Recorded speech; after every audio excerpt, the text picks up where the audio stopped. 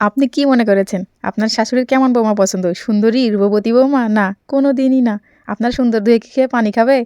তার কাছে তো সবথেকে সুন্দরী সে আর তার নিজের মেয়ে। তাহলে কেমন বৌমা পছন্দ? গুণবতী বৌমা? না, তাও না। আপনার যতই গুণ থাক না কেন, সেটা তার গুণের কাছে কিন্তু মামুলি। তাহলে এখন ভাবতেছেন হয়তোবা চালাক। আরে যত বেশি চালাক বৌমা হবে শাশুড়িতে ততই সমস্যা, তার আরো বেশি সমস্যা। কারণ চালাক বৌমার সাথে পারা মুশকিল। তাহলে আপুরা ভাবতে পারে আসলে শাশুড়িতে কেমন বৌমা পছন্দ। আসলে আপনার আমার দুনিয়ার যত শাশুড়ি আছে সবার তো অন্যের বাড়ির বউ পছন্দ হয় রে বোন হয়। এটাই চরম সত্যি, অন্যের বাড়ির বউ বেশি পছন্দ। আমাদেরকে তাদের পছন্দই হয় না। তেলেন পছন্দ করা করে কিন্তু মেলাই হলো। কোনোদিন কোনো বৌমা তার শাশুড়ির কাছে মন পছন্দ হতেও পারেনি, আজও পারবে না, কালও পারবে না, কারণ আমার শাশুড়িও পারেনি। এই জন্যই তো বলছি তাদের মনের আর পছন্দ হইতে হবে না।